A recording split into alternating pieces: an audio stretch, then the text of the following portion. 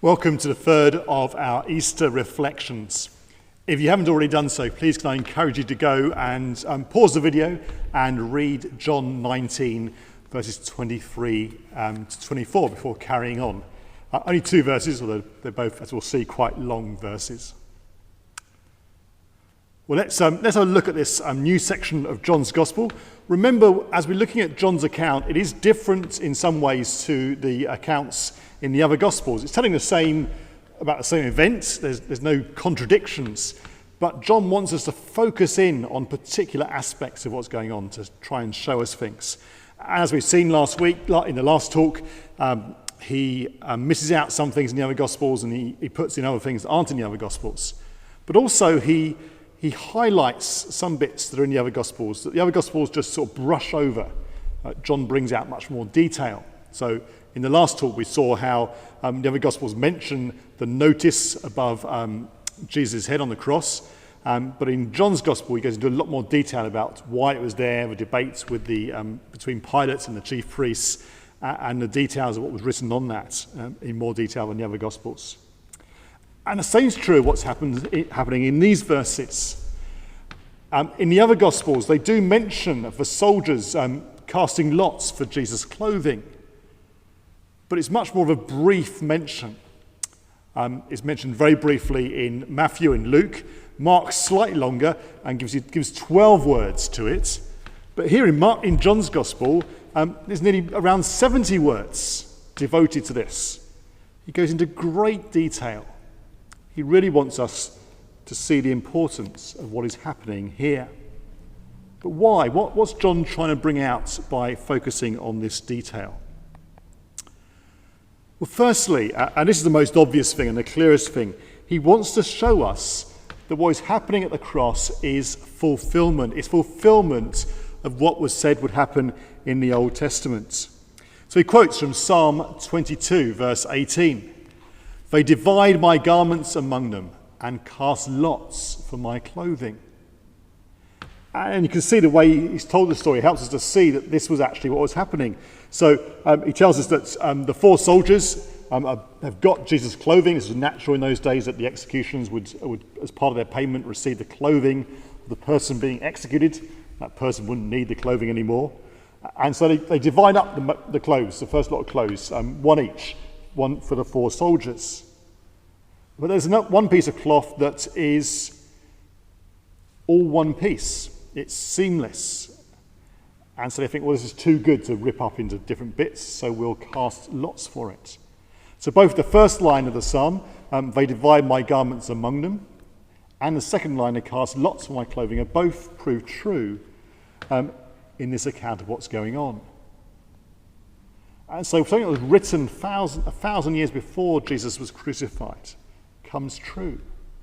And John wants us to see that in the events of the cross, when Jesus is at his most helpless and powerless, as his arms are pinned wide to the cross, as he stands there naked before everyone else, not able to do anything. Nonetheless, the events that are occurring around him are fulfilling what was said a long time ago. God's plan is in action. God is not defeated by the cross. No, the cross is God's plan being worked out. This is part of the glory of the cross. It's fulfillment of what is going on. But we may wonder why John has gone into this much detail and quoted this verse from Psalm 22. You see, the other Gospels also give other details from Psalm 22. If you read Psalm 22, the first part of it, so much of it seems to describe what Jesus must have been experiencing on the cross. The mocking of the crowds, the fact that he was naked before them, the fact that his arms and his hands and his feet were pierced. All of that is there alongside the fact that the soldiers gambled for his clothes. And the other Gospels include those other details. And in fact, they also include the fact that Jesus himself quotes from Psalm 22 on the cross. He cries out, my God, why have you forsaken me?" And that's the very first verse of the psalm. So the other Gospels, in their own way, really focus in on this psalm. But John seems to want us to focus on this one particular verse in the psalm. Why? Well, maybe because it comes right towards the end of the psalm. It's actually the last statement in the psalm about the bad experiences that the psalmist is going through. From then on, and the next few verses, the psalmist cries out to help for God. And then there's a turning point. And we come to a point where the psalmist starts talking about a brotherhood. He starts talking about the church.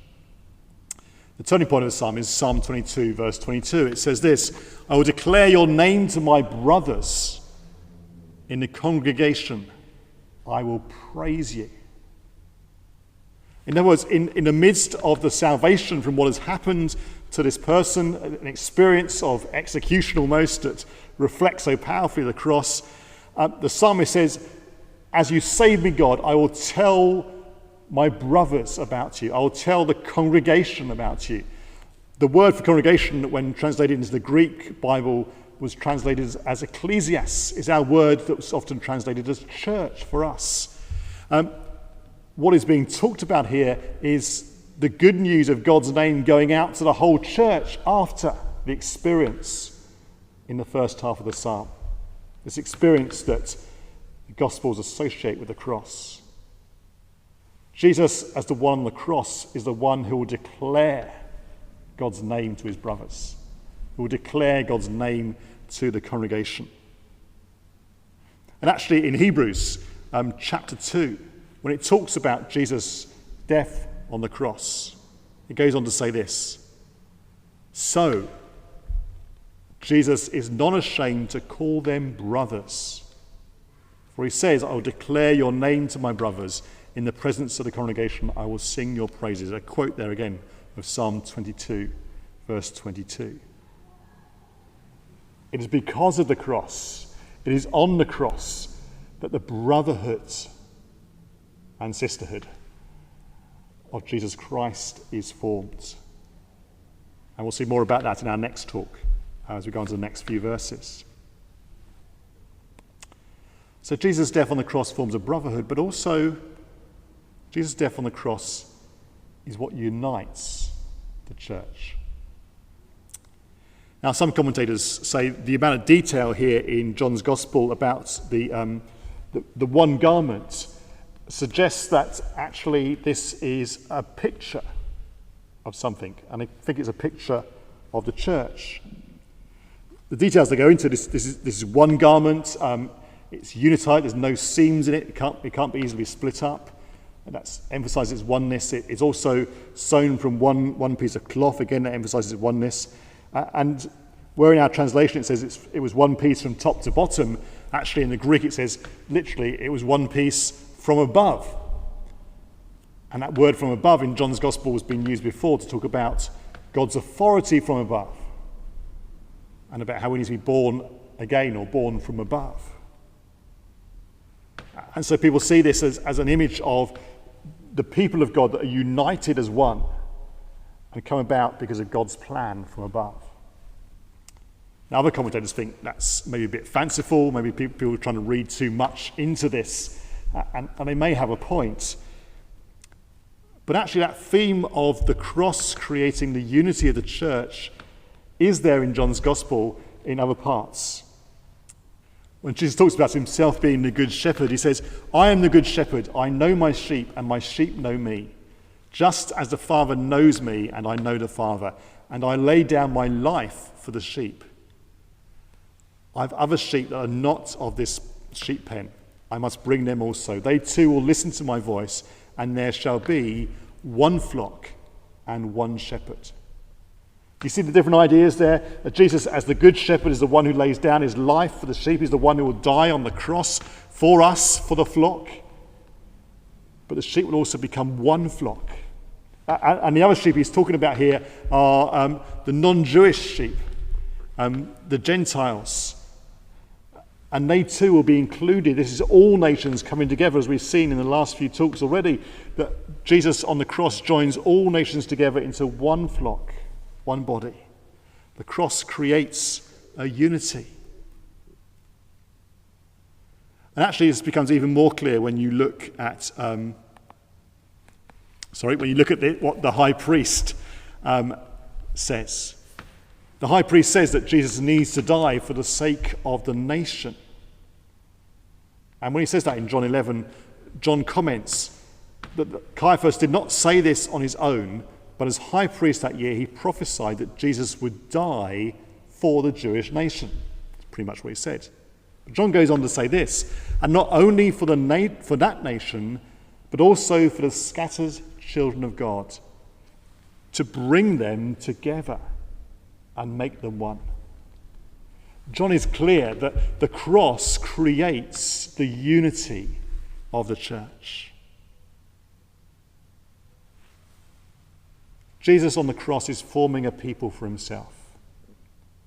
Yes, he fulfills what God has said has happened. He fulfills what the high priest said would happen. That is part of the glory of the cross. It is God at work. It is God's plan.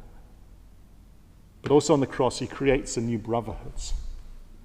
And he creates a united people, one church, with one good shepherd. As normal, there are questions for reflection. So can I encourage you to pause the video before it finishes and just use these questions of reflection to help you think further through these topics.